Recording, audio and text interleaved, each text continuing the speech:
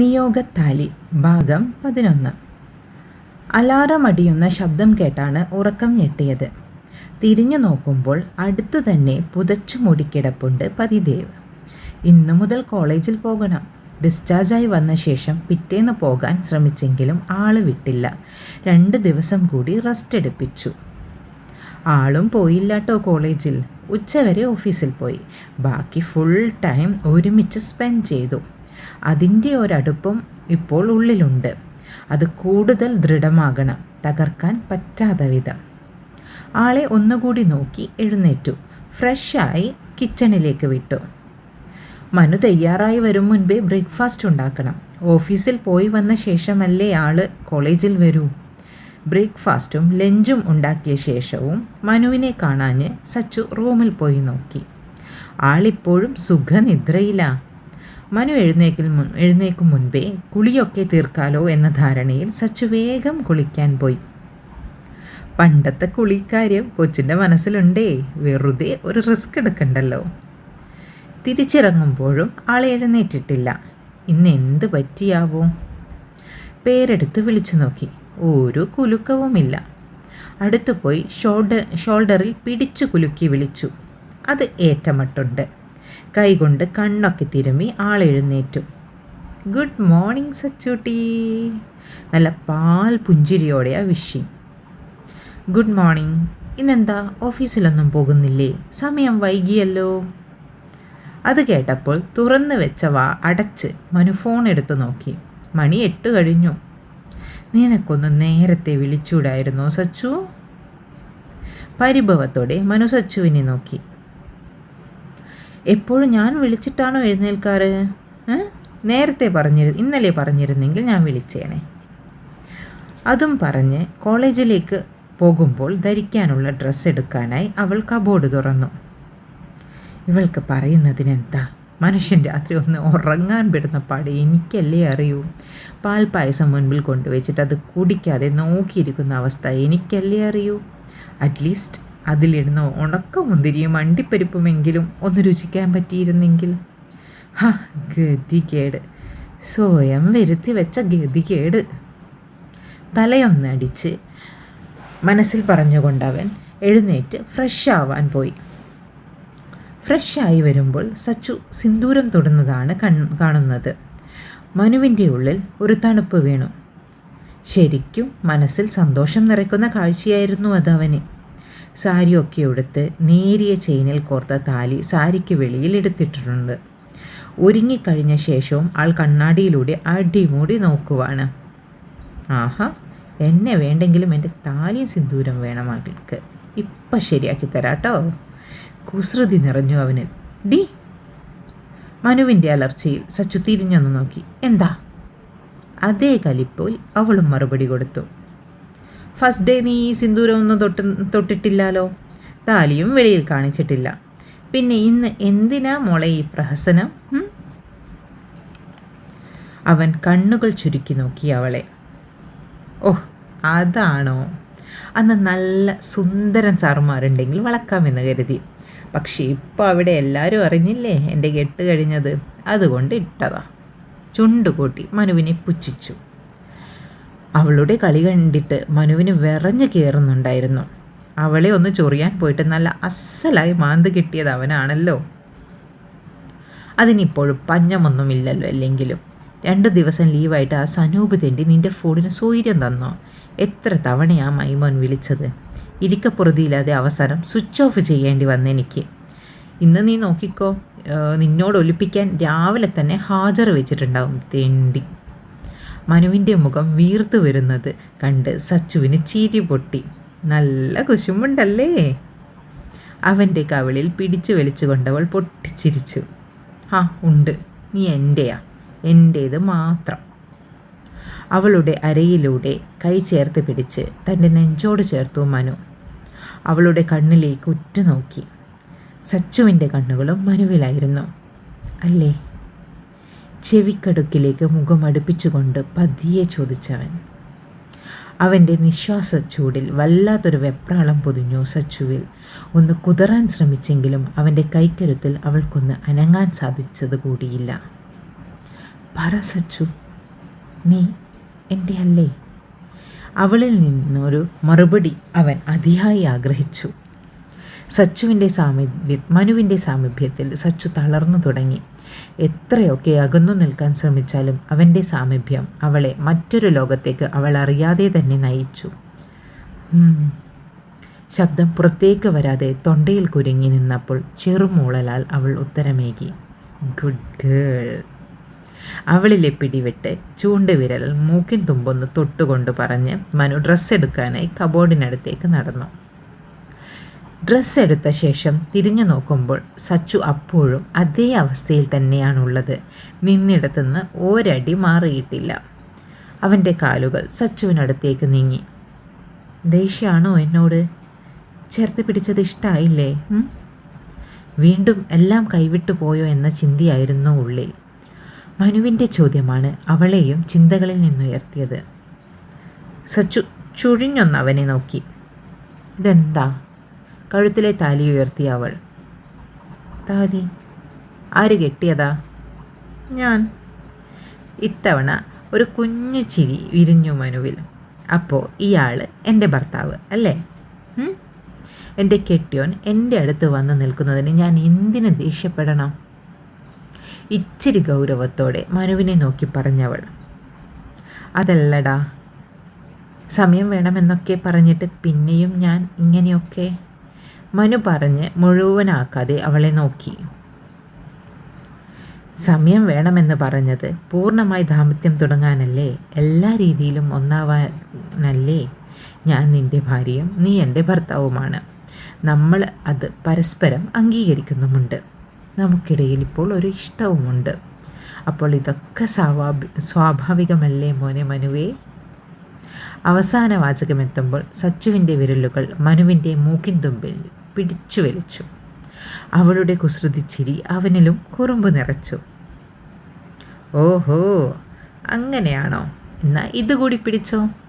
സാരിയുടെ ഇടയിലൂടെ കാണുന്ന നഗ്നമായ വയറിൽ അമർത്തിപ്പിച്ചിക്കൊണ്ട് കയ്യിലുള്ള ഡ്രസ്സുമായി ഡ്രസ്സിങ് ഏരിയയിലേക്ക് ഓടി മനു. അതേ, സാരി വേണ്ടാട്ടോ. സാരിയിൽ ഒടുക്കത്തെ ഗ്ലാമറാ നിനക്ക്. എനിക്ക് കൈക്ക് പണിയാകും മോളെ. അതുകൊണ്ട് മോളൊരു ചൂരിദാറിട്ടാൽ മതി. ഓടുന്ന ഓട്ടത്തിൽ അതും വിളിച്ചു പറയുന്ന മനുവിനെ കൂർത്ത കണ്ണാലെ നോക്കി നിന്നു സച്ചു.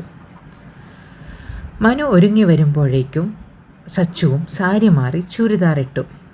മനുവിൻ്റെ വേഷം കണ്ട് കണ്ണുരുട്ടിയവൾ. ഇന്ന് ഓഫീസിൽ പോകുന്നില്ലടി, ലേറ്റായില്ലേ, അതാ ഇതിട്ടത്. പ്ലീസ്, കോളേജല്ലേ, അല്പം ട്രെൻഡി ആവട്ടെ നിൻ്റെ കിട്ടിയ. നല്ല മോളല്ലേ, പ്ലീസ്.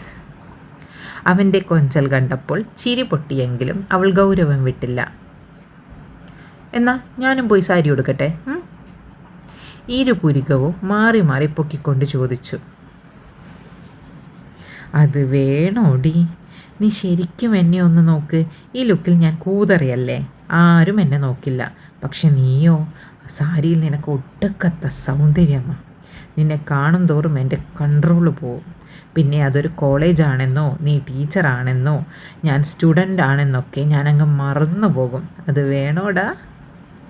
മനു ഈ പറഞ്ഞതൊക്കെ സത്യമായതുകൊണ്ട് തന്നെ വെറുതെ ഇനി ഒരു വയ്യാവേലി കൂടി തലയിലെടുത്ത് വെക്കാൻ കഴിയില്ലെന്ന് കരുതി സച്ചു പിന്നെ ഒന്നും പറയാൻ പോയില്ല. രണ്ടുപേരും ഒരുമിച്ച് ബ്രേക്ക്ഫാസ്റ്റ് കഴിച്ചു. ലഞ്ച് മനു ക്യാൻറ്റീനിൽ നിന്ന് കഴിക്കുമെന്ന് പറഞ്ഞതുകൊണ്ട് അവളുടെ മാത്രം എടുത്തു സച്ചു. ഫ്ലാറ്റിൻ്റെ ഡോർ ലോക്ക് ചെയ്ത് മുൻപോട്ട് നടക്കുമ്പോൾ കണ്ടു എതിർവശത്തെ ഫ്ലാറ്റിൽ നിന്ന് നോക്കുന്ന അമ്മൂമ്മയെ. മനു വേഗം തന്നെ സച്ചുവിൻ്റെ കൈ പിടിച്ച് അങ്ങോട്ട് പോയി. ലച്ചുമ്മ, ഇതാട്ടോ എൻ്റെ കെട്ടിയോൾ സൗപർണിക.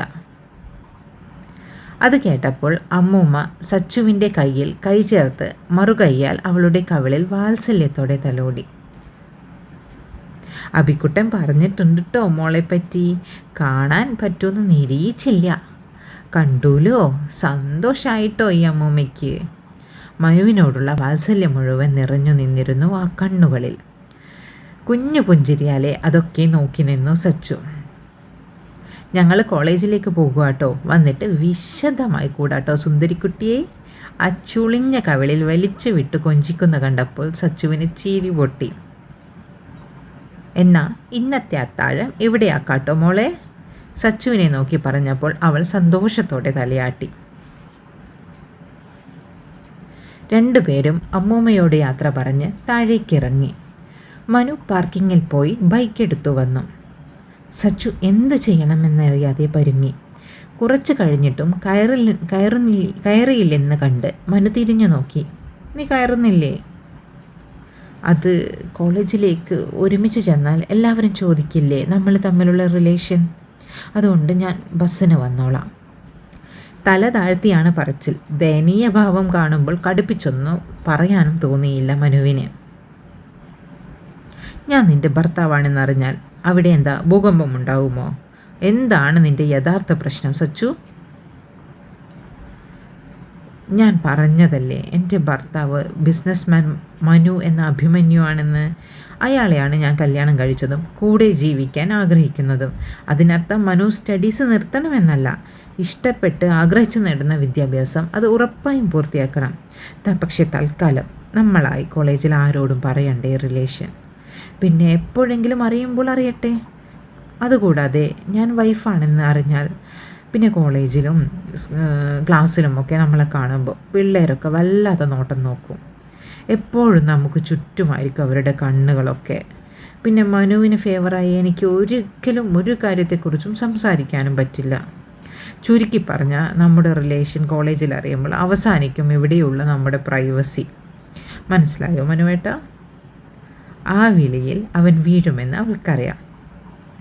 ശരി ശരി, പക്ഷെ ആരെങ്കിലും എന്നോട് നമ്മുടെ ബന്ധം എപ്പോഴെങ്കിലും ചോദിച്ചാൽ ഞാൻ പറയും നീ എൻ്റെ ഭാര്യയാണെന്ന്.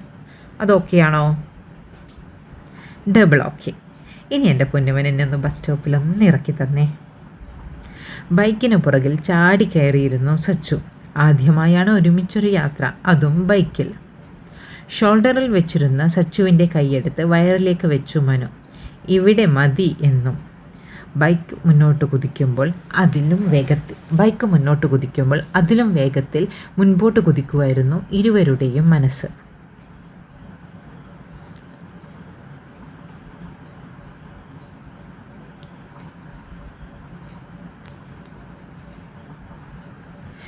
കോളേജ് ബസ് സ്റ്റോപ്പിൽ ഇറങ്ങി റോഡ് ക്രോസ് ചെയ്യുമ്പോൾ കണ്ടു അവളെ മറികടന്നു പോകുന്ന മനുവിൻ്റെ ബൈക്ക്. അത് കണ്ടപ്പോൾ വല്ലാത്തൊരു സന്തോഷം തോന്നി സച്ചുവിന്. ബസ് സ്റ്റോപ്പിൽ ഇറക്കി വിടുമ്പോഴും ആൾ 100 ആവർത്തി ചോദിച്ചിരുന്നു ആരും കാണാതെ ഷോർട്ട് കട്ട് വഴി കോളേജിനടുത്ത് ഇറക്കി തരട്ടെ എന്ന്. 2 പേർക്കും ആ യാത്ര മതിയായില്ലെന്നറിയാം. എന്നാലും വേണ്ട, വെറുതെ റിസ്ക് എടുക്കാൻ വയ്യ. അതിനാൽ ബസ്സിലേ പോകൂ എന്ന് ഷടിച്ചു. ബസ് കയറും വരെ മനുവും ബൈക്ക് എടുക്കാതെ ബസ് സ്റ്റോപ്പിനടുത്ത് തന്നെ നിന്നു. അവളെ തനിച്ചു വിടാൻ തോന്നിയില്ല അവന്. സച്ചു കയറിയപ്പോൾ അവൻ്റെ ബൈക്കും ആ ബസ്സിന് പിന്നാലെ നീങ്ങി. ബൈക്കിൽ വായു ഗുളിക വാങ്ങാൻ പോയിരുന്നവനാ ഇന്ന് ഇഴഞ്ഞെഴഞ്ഞു പോയത്. പ്രണയത്തിൻ്റെ ഓരോ ഇന്ദ്രജാലങ്ങൾ. തൻ്റെ പുറകിൽ തന്നെ ബൈക്ക് സ്ലോ ചെയ്തു വരുന്നവനെ അവളും കണ്ടിരുന്നു ബസ്സിലിരുന്ന്. കോളേജിനുള്ളിലേക്ക് നടക്കുമ്പോൾ സച്ചു കണ്ടിരുന്നു ബൈക്ക് പാർക്ക് ചെയ്ത് വരുന്നവനെ. പക്ഷേ ഒരു നോട്ടം പോലും ഇങ്ങോട്ടില്ല. ആളിത്ര വേഗം ഡീസൻ്റായോ? To fast. ഹേയ്, അങ്ങനെയല്ല. അവൻ്റെ നോട്ടത്തിൽ എന്തോ വശപ്പിശകുണ്ടല്ലോ. നടക്കുന്നതിനിടയിൽ മനുവിനെ ശ്രദ്ധിച്ചു കൊണ്ടിരുന്ന സച്ചുവിന് അവൻ്റെ മുഖത്തെ ഭാവവും നോട്ടവും അത്ര പന്തിയല്ലെന്ന് തോന്നി.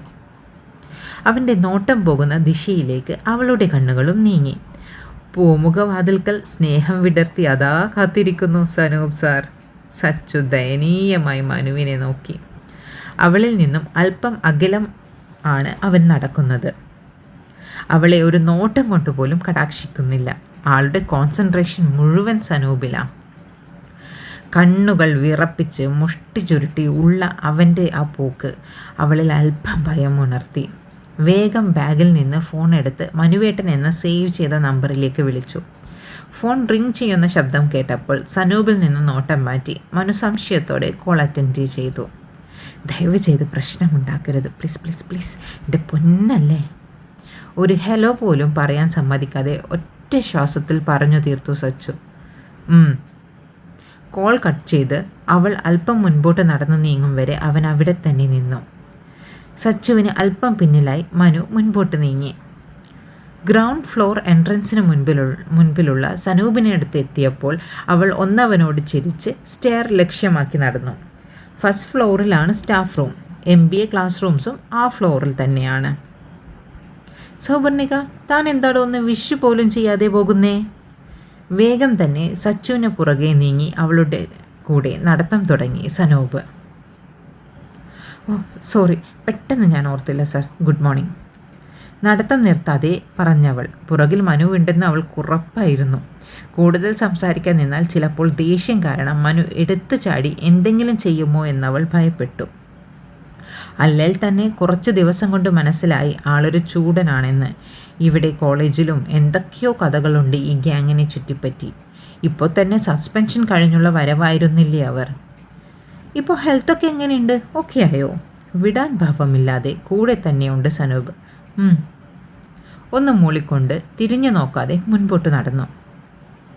താൻ ഇന്ന് ബസ്സിനാണോ വന്നത്?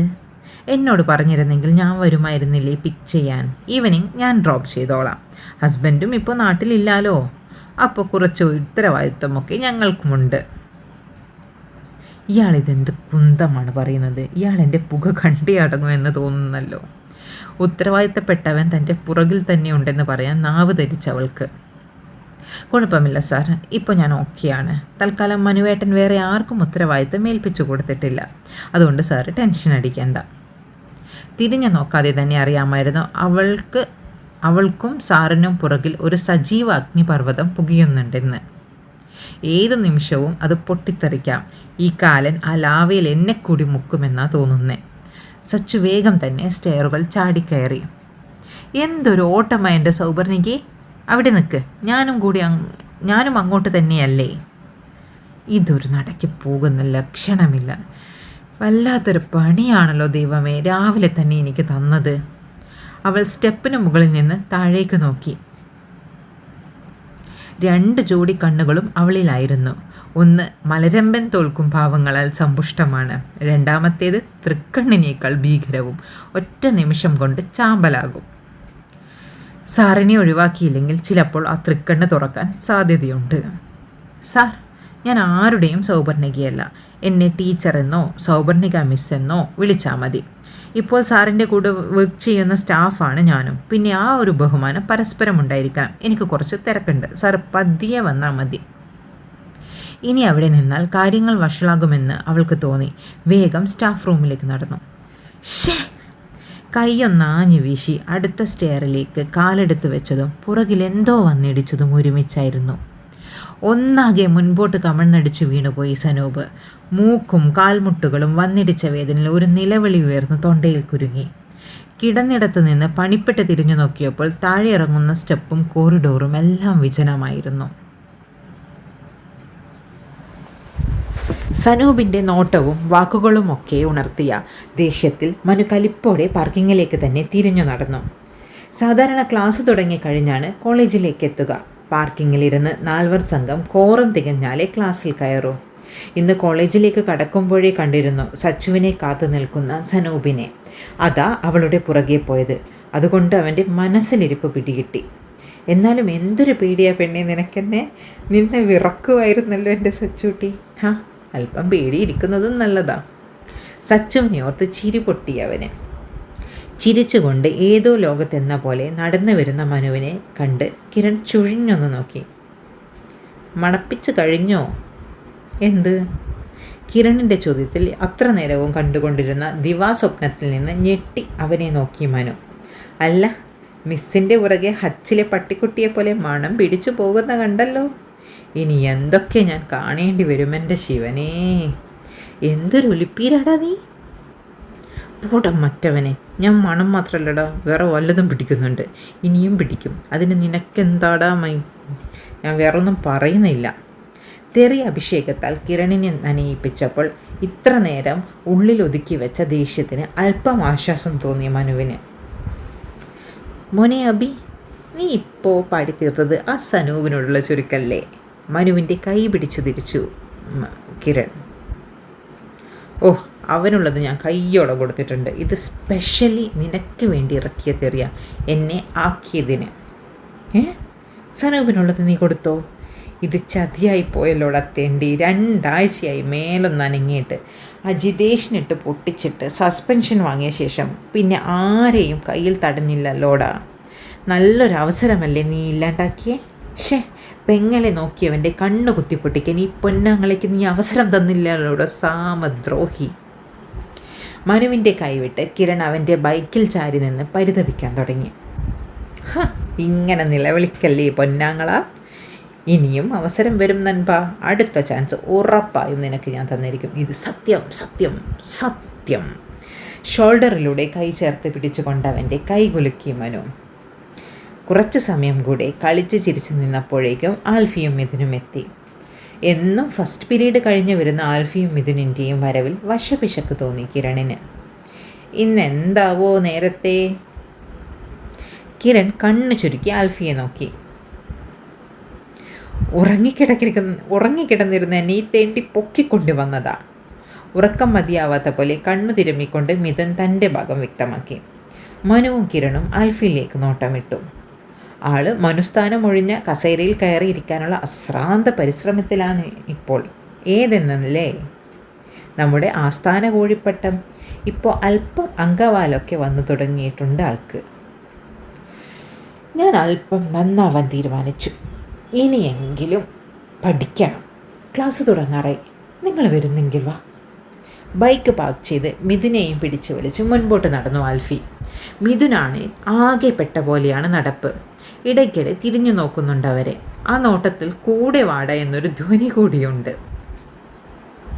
ഇതിനി ആരെ കൊത്തിപ്പെറുക്കാനാണാവോ രാവിലെ തന്നെ കുളിച്ച് കുട്ടപ്പനായി വന്നത്? കിരൺ ആരോടൊന്നില്ലാതെ പറഞ്ഞു. വാട, നമുക്കും ക്ലാസ്സിൽ പോകാം. മനു അവൻ്റെ കൈ പിടിച്ച് മുൻപോട്ട് നടന്നു. ആടാ, നിനക്കൊക്കെ ഇപ്പോൾ പഠിക്കാൻ ഭയങ്കര ശുഷ്കാന്തി കാണും. കെട്ടിയോളുടെ പീരീഡല്ലേ ഫസ്റ്റ്. എൻ്റെ ഒരു വിധി. പിറുപിറുത്തുകൊണ്ട് കിരണും പുറകെ വെച്ച് പിടിച്ചു. ക്ലാസ്സിന് മുൻപിൽ എത്തുമ്പോഴേക്കും സൗപർണികയും എത്തി. അറ്റൻഡൻസ് എടുത്ത ശേഷം പഠിപ്പിക്കാനായി ബോർഡിൽ എഴുതാൻ തുടങ്ങുമ്പോഴാണ് ഒരു അപശബ്ദം കേട്ടത്. മിസ് എന്താ സാരി ഉടുക്കാതിരുന്നേ? സാരിയിൽ മിസ് സൂപ്പറാ. ബോയ്സിൻ്റെ ഭാഗത്തേക്ക് തിരിഞ്ഞു നോക്കുമ്പോൾ ഞങ്ങൾ ആരും ഒന്നും പറഞ്ഞില്ലേ എന്ന ഭാവത്തിലിരിക്കുന്നത് കണ്ട് ആളാരാണെന്നറിയാൻ മനുവിനെ നോക്കി സച്ചു. ആ കണ്ണുകൾ വേറൊരാളിലായിരുന്നു. സച്ചുവും ആ കണ്ണുകളെ പിന്തുടർന്നു. മനുവിൻ്റെയും കിരണിൻ്റെയും കണ്ണുകൾ നീളുന്നത് സ്വയം സ്ഥാനാരോഹിതനായ യുവരാജാവിലാണ്. നൻപാ, നിനക്ക് മേലൊന്നനങ്ങണ്ടേ? ഇതാ നിനക്കുള്ള ചാൻസ്. ഞാൻ എൻ്റെ വാക്ക് പാലിച്ചു. കോഴിക്കോട്ടിലേക്ക് കണ്ണ് നട്ടിരിക്കുന്ന ആൽഫിയെ നോക്കി മനു ദൗത്യം കിരണിനെ ഏൽപ്പിച്ചു. തുടരും. എൻ്റെ കഥ ഇഷ്ടമാവുകയാണെങ്കിൽ എന്നെ സബ്സ്ക്രൈബ് ചെയ്യാനും സപ്പോർട്ട് ചെയ്യാനും മറക്കല്ലേ. നാളെ വീണ്ടും അടുത്ത ഭാഗവുമായി വരുന്നതായിരിക്കും. Thank you.